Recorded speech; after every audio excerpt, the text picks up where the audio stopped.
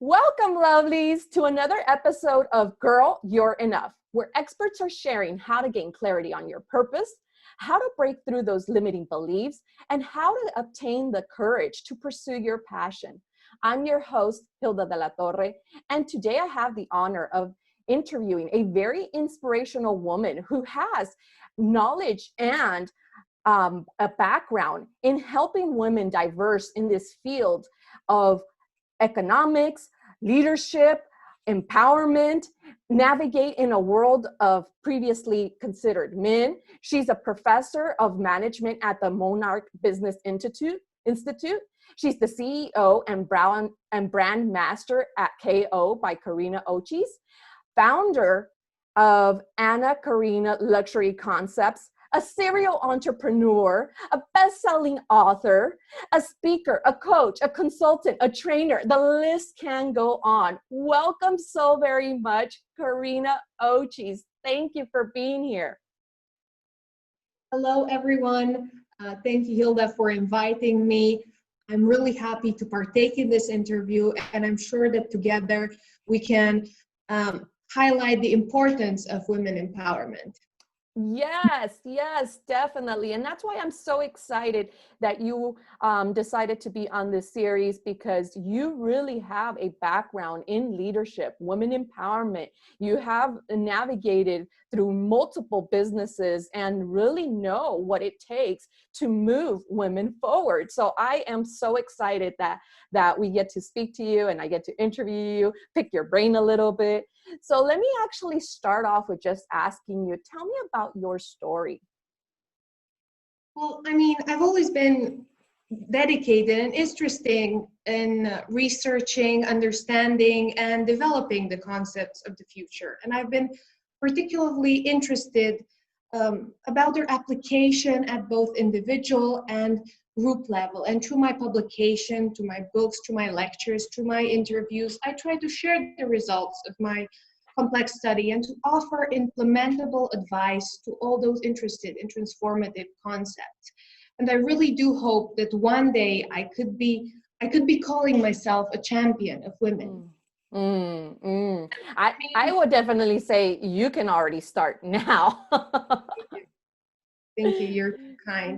And really for me, it all started at a very young age.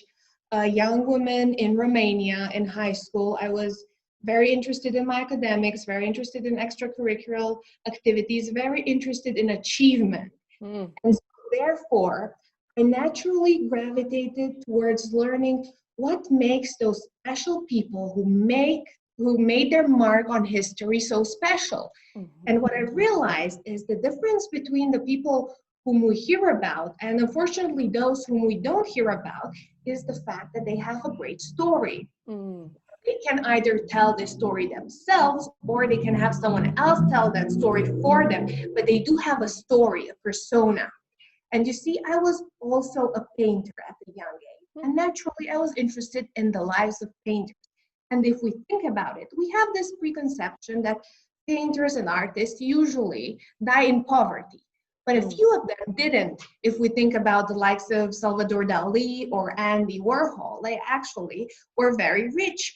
And that was because they had the unique value proposition. They had the positioning. They sold their products and services. They were not only selling you paintings, they were selling you a story. And of course, as a young woman in Romania, we never heard the term branding. We didn't know what that was. So I moved to London, studied politics at Queen Mary University of London. Then I studied marketing at London School of Economics.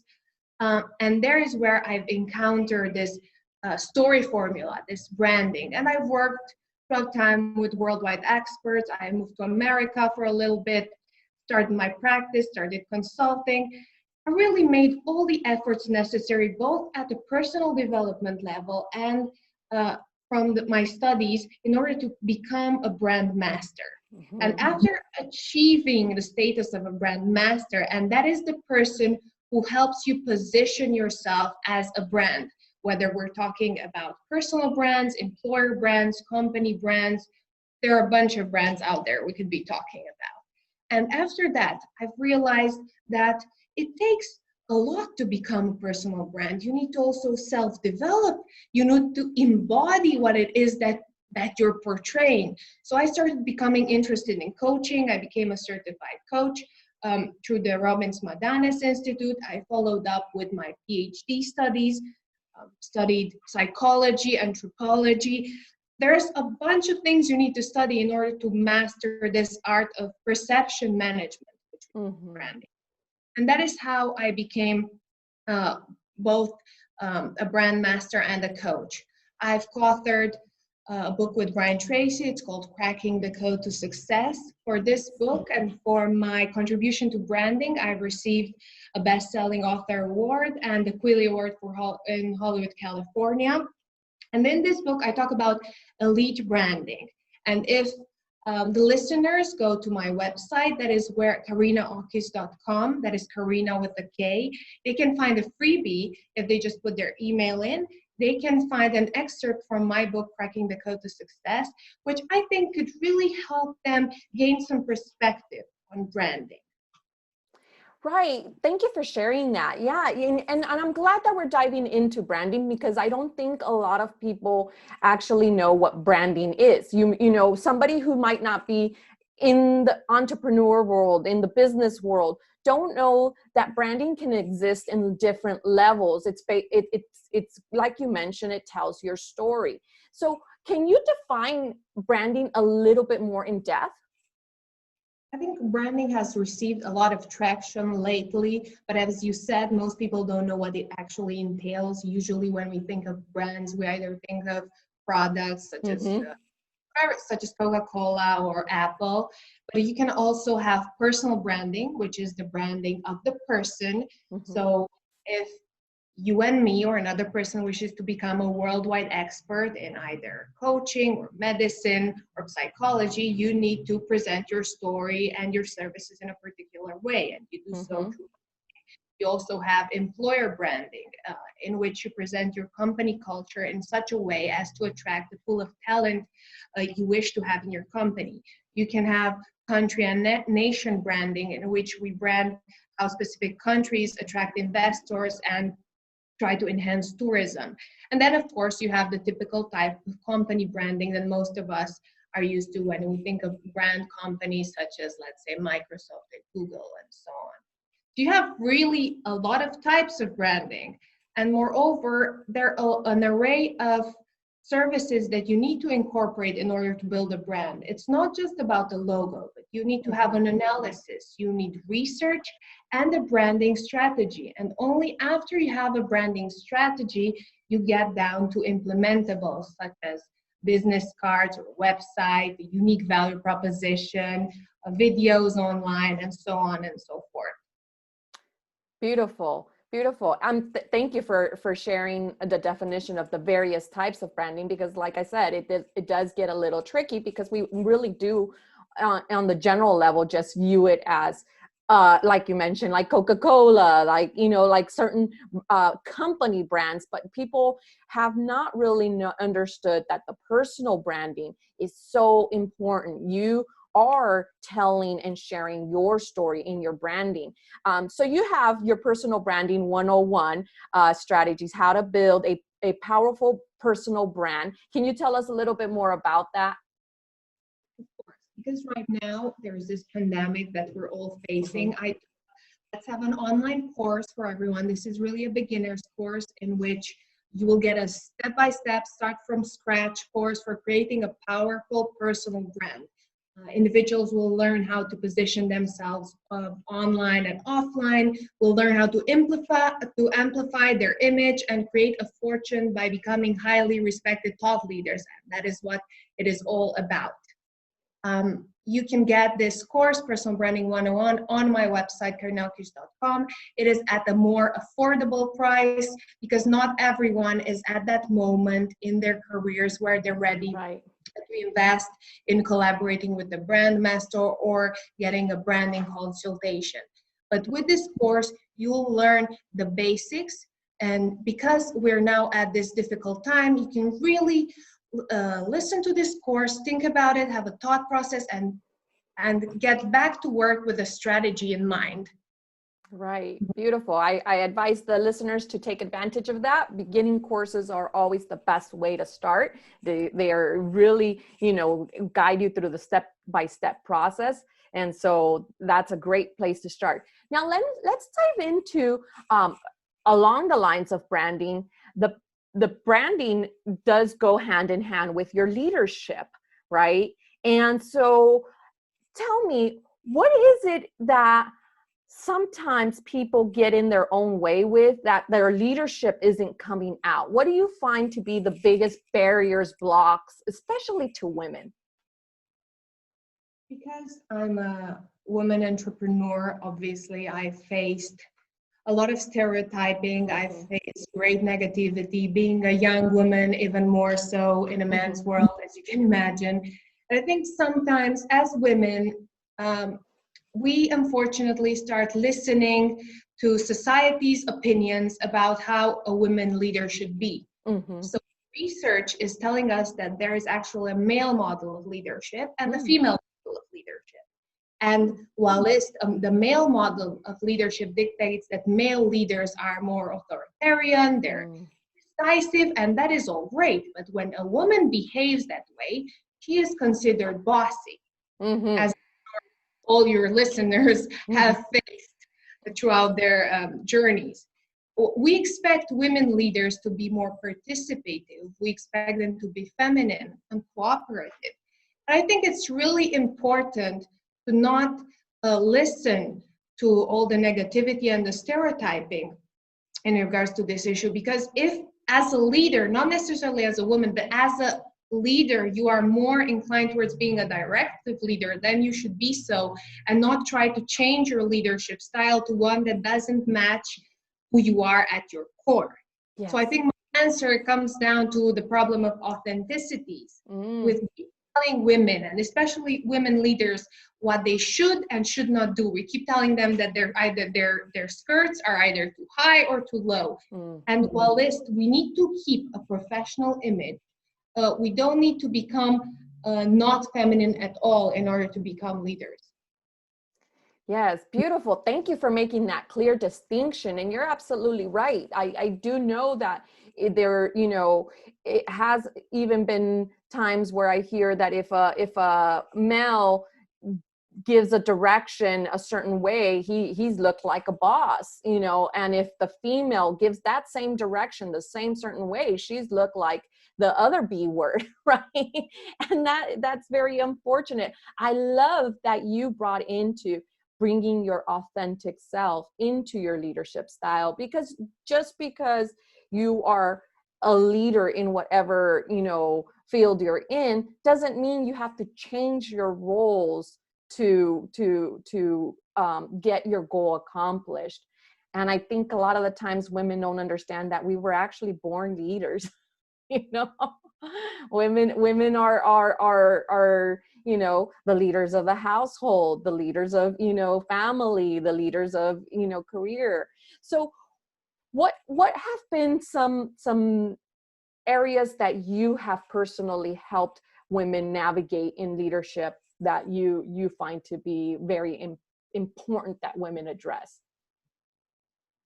Well, as I said, I think women get in their own head Mm. oftentimes, and they get lost in all the what ifs, Mm-hmm. and then and what will subordinate things think of me, and what will colleagues think of me if I do this, this, and that. And while we need to take into consideration the opinion of others as leaders, in order to be effective leaders, we cannot listen to hearsay. Mm.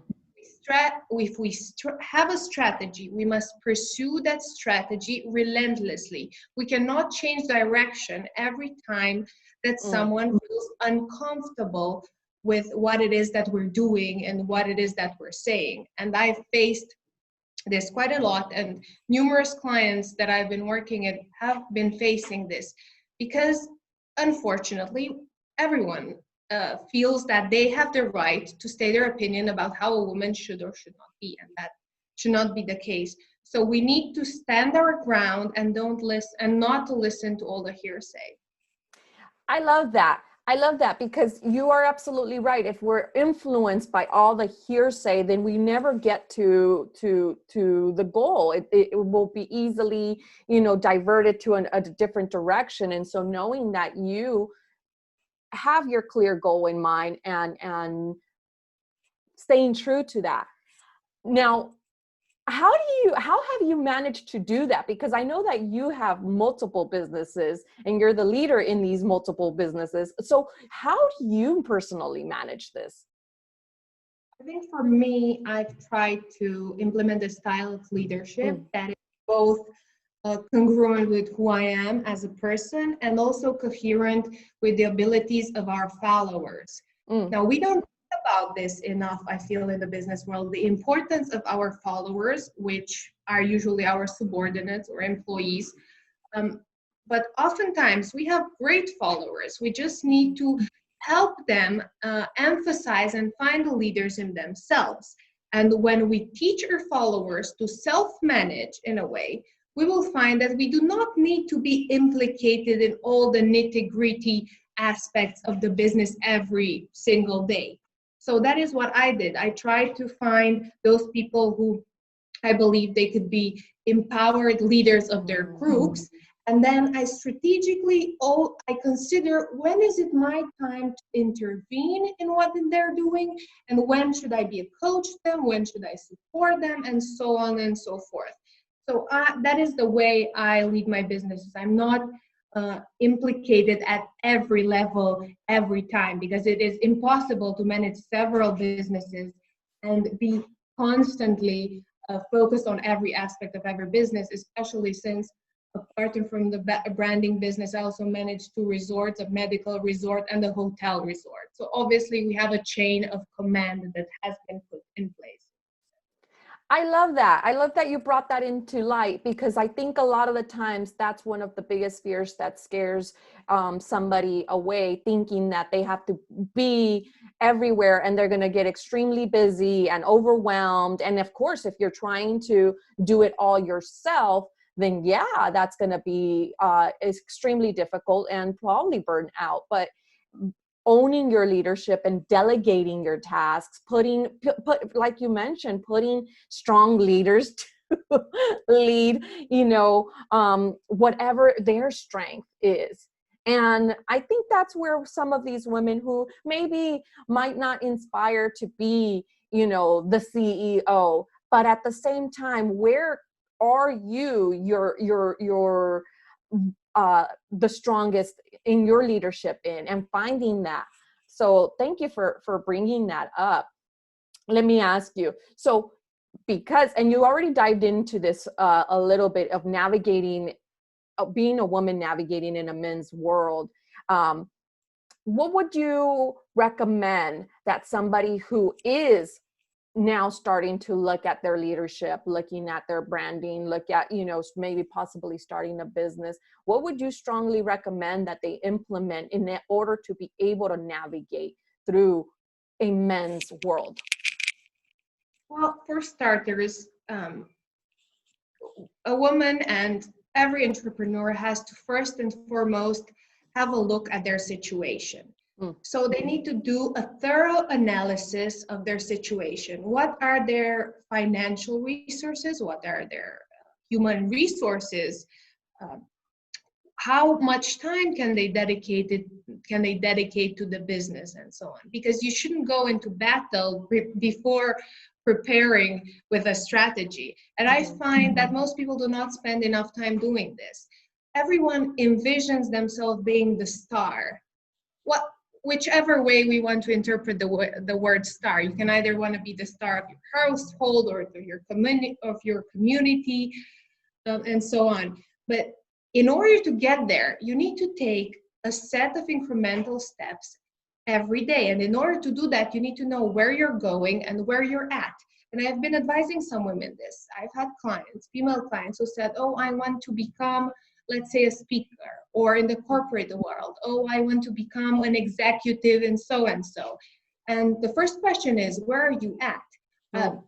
You maybe pursue a degree, or should you maybe take some courses in order to gain a more holistic education and in order to be prepared for the challenges that lie ahead? Or should you better your public speaking? But before you do a thorough analysis and prior to some introspection, you won't have an answer to these questions. So you need to learn your strengths, but also if you need to learn a couple of skills, then dedicate your time to that and then move forward. So as a woman, you need to, I'm sorry for interrupting you. As a woman, you need to be prepared at all levels, because unfortunately, as women, we do need to work twice as hard to get what we want. Mm-hmm. No, you're absolutely right. And, the good thing is that women are actually really good at doing thorough analysis, organization, multiple tasking. We're innate with all those skills. So you just need to, like you mentioned, see where you're at to start off with. Beautiful. For last words of wisdom to this audience, what would that be? I would say that there's a right time to pursue any dream, and there's definitely not a right time to do so. And finding the fine line between the two is everyone's greatest mission. But if you find the right time to pursue your dream, everything is possible. Oh, I love that. I love that, because you're absolutely right. Timing is everything. And there is a right time. I think a lot of the times when maybe somebody has failed on a task or something, even I sometimes recommend this in regards to communication in terms of relationship. I say, well, you got to find the right time to communicate with your partner. If the timing is not right, if he's upset or your partner's upset and you're trying to go out there and have this deep conversation that is just going to further that emotion, well, it's not, your message is not going to land. So finding the right time when you see that the person's receptive, that's the best time to approach. So I love how you added that, especially for the time that we are in now. Can you actually even dive into, I know that I had said last minute words, but just because of the situation that we're living right now, this is where I found time to be optimal for people to start to doing that self-analysis, to start getting into what they would like to create. Anything that you can specifically talk about in regards to the time that we are facing right now? Right now, I've seen two types of people. There are the ones who said this is the end of the world, and just sitting on their couch watching Netflix. Not that it is anything wrong with that, but then we had the other types of people who decided to invest in their productivity a little too much. And they're doing hours of sports every day, and they're learning 3 languages, and they're doing basically everything they didn't manage to do throughout their lives. Yeah. So what I'm saying to listeners is don't be either of these extremes. Be somewhere in the grounded middle. Yes, focus on your self-analysis, have a strategy in place for when you will go back to work or for when you will start working on your plans, but also take some time for yourself to center, to meditate, to do some exercise, to do some breath work, whatever keeps you grounded and centered. It is so important at this time to connect with our loved ones, but to also spend some time alone thinking about who we are at our core. This is what I found to be really optimal for my health and for the health of others I've been talking. Right. No, definitely. You said some really important words of wisdom right there of, taking the time to connect with yourself at your core, taking the time for self-care, right? Because sometimes we, even right now at this time that we've been given time, we start to delegate on different tasks. And then we forget that, again, we got to center ourselves, meditation, breath work. Beautiful. Thank you so very much for sharing that. If somebody would like to connect, I know what you already mentioned of your website, but if somebody would really like to work with you directly, what would you recommend be the best way to contact you and connect with you? So either through my website, karinaochis.com, or the email office@karinaochis.com. That is Karina with a K. And you can also find me on Facebook, LinkedIn, and Instagram. That is Karina Ochis. Perfect. Thank you so very much, Karina, for, again, inspiring this audience and being on this series. I learned a lot.